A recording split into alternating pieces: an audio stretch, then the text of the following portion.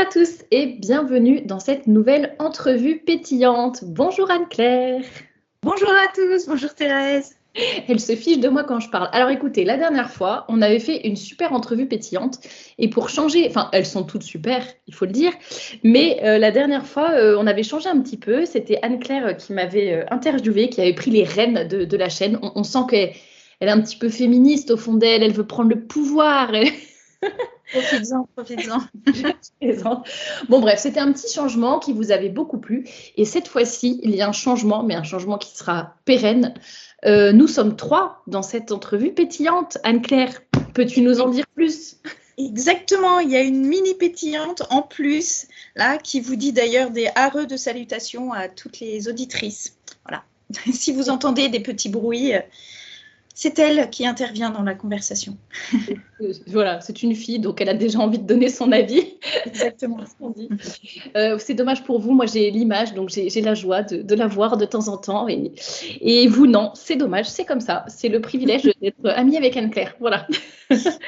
Alors, on va faire une entrevue pétillante. C'est vrai que d'habitude, on est pas mal en avance. Comme je définis un petit peu les thématiques mensuelles avec 1 ou 2 mois d'avance, avec Anne-Claire, on a le temps un peu d'échanger sur le sujet, de travailler dessus, de se dire quelle est la façon, enfin, qu'est-ce qu'on peut dire en entrevue pétillante dessus. Et là, on fait un petit peu plus au dernier moment parce que forcément, l'arrivée d'une mini pétillante, ça bouscule un petit peu les choses.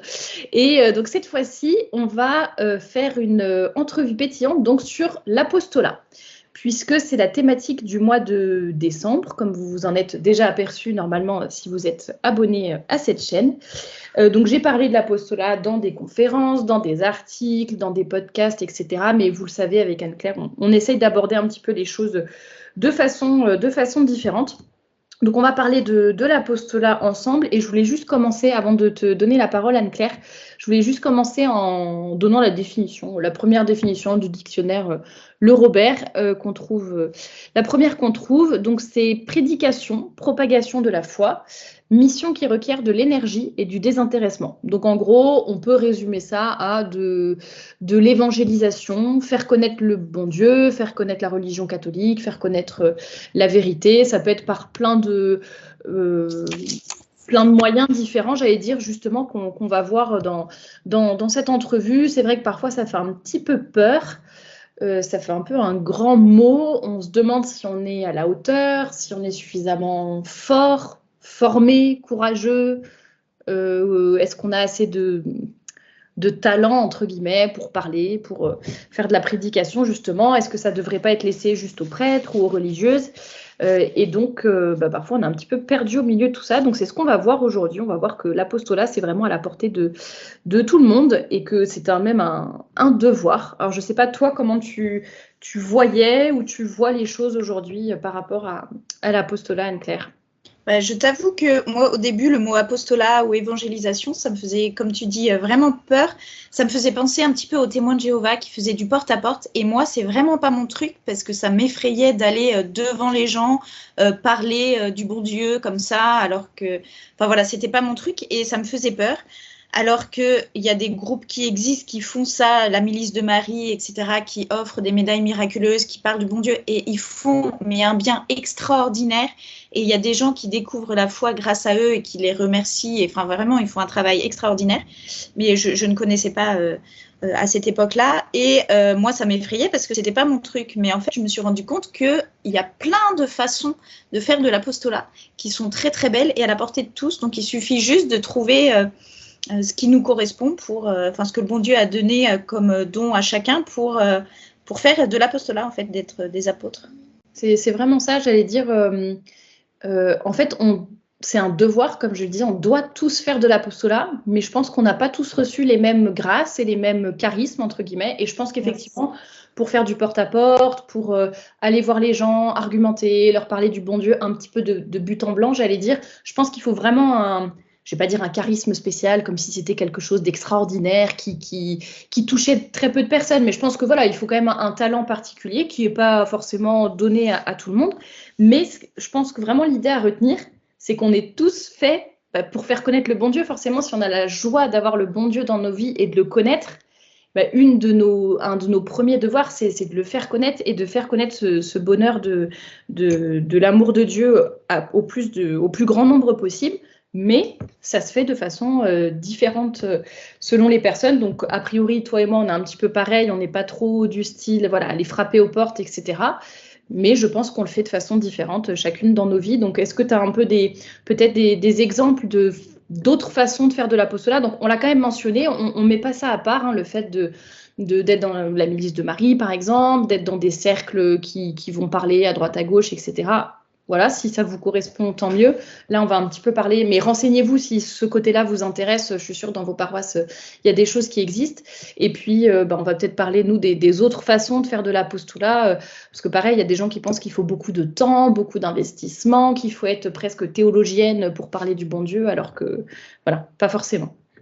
Oui, c'est ça. En fait, il faut simplement, là où on est dans notre quotidien, par exemple, si vous travaillez, si vous avez un boulot, bah, ça peut être auprès de vos collègues, simplement. Rien qu'en montrant le bon exemple. Quelquefois, il n'y a pas forcément besoin de parler du bon Dieu au quotidien, de dire, ah oui, mais voilà, parler de ça. Il suffit juste de montrer le bon exemple et ça suffit pour que eux se rendent compte que vous avez quelque chose de particulier. Et puis, bah, ils se rendront assez rapidement compte que vous êtes catho. Et puis, au bout d'un moment, ils vont vous poser des questions. Je sais que, par exemple, je me souviens d'un collègue qui se moquait pas mal de moi parce que je disais jamais de gros mots, parce que puis voilà, j'étais un peu trop sage pour lui, entre guillemets. Donc, il se moquait beaucoup. Et puis, le jour où il a eu des soucis, il m'a dit, oh, tu peux prier pour moi parce que je sais que le bon Dieu, toi, il t'écoutera. Je dis, ben, t'as qu'à prier, toi. Non, mais toi, je sais que ça marchera, quoi.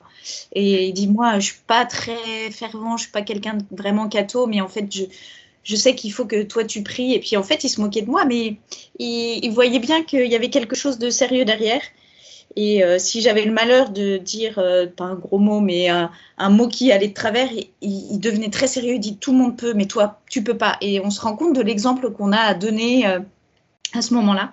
Donc, ça peut être auprès des collègues, par exemple. Oui. Et que même si les gens ne suivent pas, ça leur, enfin, ou tu vois, qu'ils peuvent un peu se moquer ou se dire, bon, elle exagère, mais au fond d'eux, finalement, ça les élève, en fait. Enfin, genre, non, voilà. Toi, tu peux pas. Non, toi, t'es un peu notre référence. Enfin, même si on te suit ça, pas, c'est un modèle, oui. Ouais, c'est beau ça. Et justement, peut-être par rapport aux collègues notamment, parce que ça peut être difficile selon le milieu d'amener le sujet du bon Dieu, je pense qu'il y a deux choses qui marquent beaucoup les gens. C'est déjà, surtout dans le domaine de l'entreprise, c'est la joie chrétienne. Je pense que quand on est vraiment souriante, de bonne humeur, que on voit les choses du côté positif, qu'on rebondit, etc. Enfin, je trouve qu'il y a ça dépend des entreprises, mais il y a des entreprises où on est tellement pas dans le malheur, mais voilà, les gens sont un peu tristes, ils font la tête, ils râlent, machin. Le fait d'être toujours joyeuse, mais une vraie joie chrétienne, pas juste la fille qui fait des blagues idiotes et qui sourit bêtement, mais oui, voilà. Vraiment ancrée dans la joie chrétienne, l'amour de Dieu, ça peut vraiment frapper les gens, enfin, du coup les attirer, ils se demandent ce qu'il y a derrière, la source de notre joie, etc. Et la deuxième chose, ça peut être un peu aussi par rapport à notre droiture, s'abstenir de critiquer, essayer de relever un petit peu le niveau, mais sur des choses naturelles, mais qui sont aussi des vertus, mais des vertus, on va dire, propres au monde du travail, au monde dans lequel on évolue. Ça peut aussi capter l'attention et déclencher un petit peu une réaction des gens, d'intérêt, et voilà. Et après, justement, ils se posent des questions et ils se demandent ce qu'il y a par derrière. Donc, je sais qu'il y a plusieurs collègues qui me disaient, mais tu dois être un peu trop naïve dans la vie parce que tu es joyeuse et tout, mais avec tous les malheurs qui arrivent, forcément, alors soit il y a quelque chose, soit tu es trop naïve. Bon, ils se rendaient compte que j'étais pas non plus l'idiote du service.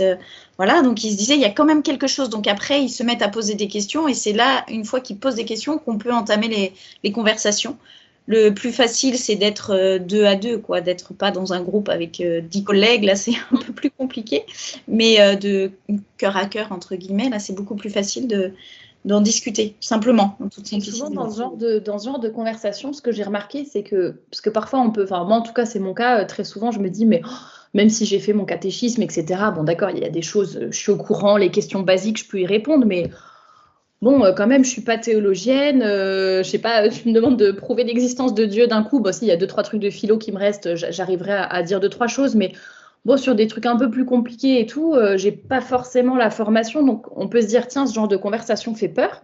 Mais en fait, quand on parle avec des gens comme ça du bon Dieu et bah, voilà, ils ont observé des choses, ils nous demandent, mais voilà, Anne-Claire, toi, enfin, soit tu es naïve, soit je sais pas quoi, il y a quand même des malheurs, bah, tu peux quand même dire beaucoup de choses sur la souffrance, sur le fait d'offrir, de faire des sacrifices, d'avoir le soutien justement de la grâce, du bon Dieu, de ton ange gardien, enfin, il y a tellement de sujets qui un peu naturels, enfin surnaturels, mais tu vois, dans ton quotidien, comment ta foi te soutient dans ton quotidien. Voilà, on n'aborde pas forcément les choses de manière théologique et on fait pas forcément du catéchisme directement, mais un peu on ouvre la porte et on fait réfléchir sur bah, justement comment ta foi te soutient au quotidien. Et c'est ça que je trouve intéressant parce que ça, c'est à la portée de tous. Si on a vraiment une foi qui est vivante dans notre vie, bah après, on est quand même capable de restituer ça aux gens et de leur dire ce que ça nous fait, bah, de méditer le matin, d'aller à la messe le dimanche, en quoi ça nous aide au quotidien, d'aimer le bon Dieu et d'être aimé par lui, quoi. Donc, je pense que c'est important de ce côté-là aussi, de ne pas penser qu'il faut être forcément très, très théologienne ou je ne sais quoi pour pouvoir avoir ce genre de discussion, quoi. Il faut être aussi naturel. Exactement. Et on parlait du coup au boulot, mais on peut parler même dans notre entourage des personnes qui souffrent. C'est étonnant, mais les personnes qui souffrent se posent beaucoup de questions et quelquefois sont très en colère, mais ils sont aussi beaucoup plus ouverts à entendre parler du bon Dieu pour avoir justement ils ont besoin d'une source de paix, de quelque chose de beau qui élève. Ils ont besoin de cet apaisement de l'âme. Et à ce moment-là, de leur parler du bon Dieu, de leur parler de la foi, de quelque chose de beau qui élève, qui les soutiendrait physiquement et moralement, et surtout au niveau de l'âme, ça les aide énormément et ça les fait énormément réfléchir. Donc les personnes qui souffrent aussi, c'est un bon moyen de les aider. Et voilà. Oui, cette attente ils ont besoin qu'on leur... C'est vrai que parfois on n'ose pas, on se dit... Enfin, il y a des situations c'est un peu compliqué. On se dit, est-ce qu'on va oser dire quelque chose? Et bon, voilà, je pense que si on trouve les bons mots et rien que de dire, comme tu disais, enfin là, c'est ton collègue qui t'avait demandé, mais rien que de dire à quelqu'un, bah, écoute, je vais bien prier pour toi. Oui, voilà. Voilà, Après, il ne faut pas faire du rentre dedans en disant non, mais faut que tu aies la foi. Voilà, si tu avais la foi. Non, il ne faut pas rentrer dedans. Il faut voir si la personne est réceptive à écouter quelque chose. Et enfin, voilà, il faut prendre le moment qui va le mieux, quoi. Mais moi, je sais que une collègue, c'est sa maman qui est décédée. Bon, je crois qu'elle c'était une longue maladie. Et j'ai réfléchi juste avant de lui envoyer un petit message et tout.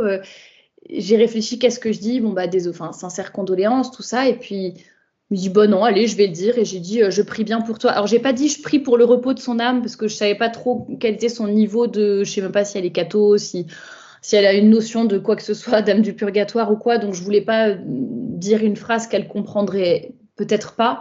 Du coup, j'ai dit, bah, je prierai bien pour toi, pour ta famille.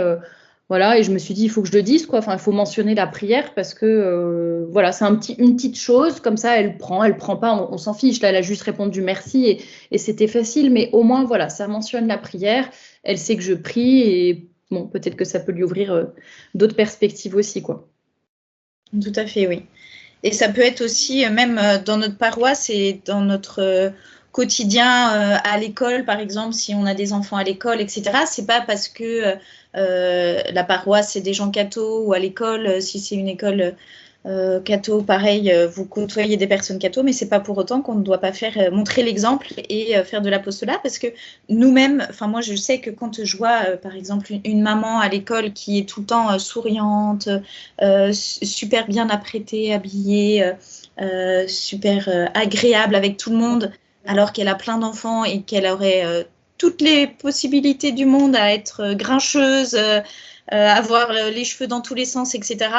Je suis super admirative et je me dis il faut peut-être que je fasse des efforts aussi. Et à mon avis, elle doit avoir elle doit avoir beaucoup de grâce et du coup, elle doit beaucoup prier aussi. Elle doit être très fervente. Enfin, voilà, ça pose question aussi. Et je me dis que si nous, on faisait la même chose, ça élèverait aussi les autres. Qu'ils soient cathos ou pas, ça fait réfléchir. Et ben pour rebondir là-dessus, moi j'ai le souvenir d'un déjeuner chez mes parents avec des amis des parents. Et on parlait franchement, je sais plus de quoi on parlait. Je crois qu'on parlait de quelqu'un de la paroisse. Et qui est un peu particulier, tout ça. Et on riait un peu, quoi. C'était pas méchant, mais on riait. Mais bon, au bout d'un moment, rire toujours de la même personne et ça tourne un peu en critique. Puis on est tous là. La personne n'était pas là, bien sûr. Bon, voilà. Et il y a quand même une des personnes autour de la table, ça je m'en souviendrai toujours, qui a eu le courage, parce que je trouve ça courageux. Il y a un moment où la conversation s'est un peu. Enfin, vous voyez, il y a eu un petit silence, hein, c'était pendant un repas.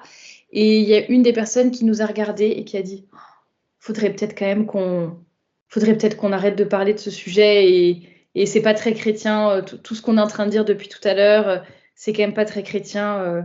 On va peut-être, voilà, on clôt ici, on arrête, ça se fait pas, quoi. Et moi, j'ai trouvé, ça m'a marqué, j'ai trouvé ça hyper courageux. Et pareil, c'était entre gens catholiques, entre gens pratiquants, etc. Et n'empêche que la personne a eu le courage de dire, en s'incluant, parce qu'elle aussi discute avec nous, mais en s'incluant et de dire, non, là, je crois qu'on est vraiment dans une mauvaise direction, c'est pas chrétien de faire ça, faut qu'on arrête. Et donc, voilà, comme quoi l'apostolat, ça peut même se faire, comme tu dis, entre catholiques aussi. Enfin, voilà, on se doit de toujours mettre la barre un peu plus haute et d'essayer de s'élever. Oui, c'est vrai, tout à fait. Ouais. Je sais pas si tu avais d'autres... Si on fait partie d'un groupe, je sais qu'il y a pas mal de groupes où on doit porter un pins, je ne sais plus si ça s'appelle comme ça, sur nos habits. Et ça peut aussi aider les personnes qui ne connaissent pas à dire « Ah, mais tiens, c'est quoi là ton insigne qu'est-ce que c'est que tu as? Ça veut dire quoi ?» etc. Et ça peut être l'occasion justement de parler de ça, de lancer une conversation. Porter sa médaille de baptême, porter une médaille miraculeuse, etc. Aussi, ouais, exactement. Ça rejoint ce que tu dis. Et puis, on en a discuté un petit peu toutes les deux, mais une des questions, moi, que je me pose aussi par rapport à l'apostolat, c'est quelle est la limite, entre guillemets, enfin, si on peut appeler ça une limite, mais voilà, jusqu'à quel point on peut essayer d'évangéliser, d'être des bons exemples, etc. Quand, par exemple, tu l'as mentionné un peu tout à l'heure, mais si par exemple on a une famille qui n'est pas catholique, je dis une famille proche, quoi, vraiment nos parents ou nos frères et sœurs, et que on se retrouve quand même pour des Noëls, des fêtes, etc., des anniversaires, et de se dire, en même temps, c'est bien que j'essaye au maximum de fréquenter cette partie-là de ma famille parce que c'est un moyen d'évangéliser. Déjà, c'est la famille, quoi, donc c'est important. Et puis, ça permet de faire connaître le bon Dieu, etc., de montrer ce que c'est une famille catholique qui pratique et tout. Et en même temps, on se dit, on doit aussi se protéger, quoi, surtout si on a des enfants. Alors, si on est seul et qu'on est assez assuré dans sa foi et que c'est des personnes qu'on voit 4 fois par an, bon, je pense pas que ça va nous faire flancher dans notre foi. Mais c'est vrai que si on a des enfants, par exemple, et que nos enfants se retrouvent avec des personnes qui s'en fichent du bon Dieu, qui critiquent l'Église, qui se moquent des prières, enfin j'en sais rien, il y a plein de situations différentes, qui n'ont pas la même morale, qui chantent des chansons bien paillardes, impures, etc. Où est un peu la limite Est-ce qu'on est obligé de faire de l'apostolat dans tous les cas avec tout le monde Je pense qu'il faut avoir un certain équilibre aussi et de se dire que la famille, c'est très important. Aussi, on a un rôle de montrer l'exemple, de montrer qu'on est une famille droite, que les enfants sont bien éduqués, etc. et que ça leur fasse se poser des questions. Mais comme tu dis, si vraiment ils sont vraiment pas droits, ça dépend de l'âge des enfants aussi, parce que quand ils sont tout petits, ils se rendent pas forcément compte. Et après, en grandissant, on peut juste leur expliquer, tu sais, les grands-parents, ils pensent que le bon Dieu n'existe pas. Mais voilà, juste leur expliquer. Et leur dire peut-être qu'ils vont pas t'en parler ou peut-être qu'ils vont pas comprendre ça parce qu'ils savent pas. Voilà, dire ils savent pas et voilà, leur expliquer les choses en toute simplicité. Après, si les parents sont là, sont présents, c'est différent aussi. Et puis voilà, je pense que c'est une question de bon sens aussi, quoi. Ça dépend de pas mal de critères. Exactement, ouais, comme tu dis, de l'âge des enfants aussi, ça dépend un peu de ça. Et puis de notre situation dans la foi, je pense qu'il y a, même quand on est assez fort dans sa foi, j'allais dire, être entouré de personnes qui critiquent en permanence, ou voilà, on est quand même la somme des personnes que l'on fréquente, donc avoir et être prudent là-dessus, ça ne veut pas dire qu'on ne fait pas d'apostolat, qu'on n'est pas des bons chrétiens, parce que voilà, mais je pense qu'il faut aussi savoir protéger sa foi et voilà, trouver l'équilibre, comme tu disais. Par rapport à ça, je ne sais pas si tu avais des choses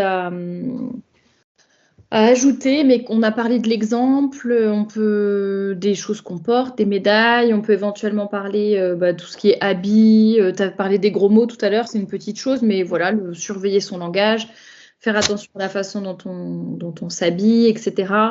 On peut aussi faire partie d'associations, faire du bénévolat, c'est aussi une façon de faire de l'apostolat. Parfois, c'est des maraudes, hein, on va près de personnes sans domicile fixe et puis en fait, on en profite pour parler un peu du bon Dieu, leur donner à manger, disons la nourriture physique, mais aussi la nourriture de l'âme. Donc, il y a vraiment plein de façons de faire et il faut juste chacun trouver la sienne et surtout ne pas être paresseux par rapport à ça, quoi. Vraiment se lancer et ne pas avoir peur d'être des témoins du bon Dieu. C'est pas une parole de l'évangile, là, celui qui m'aura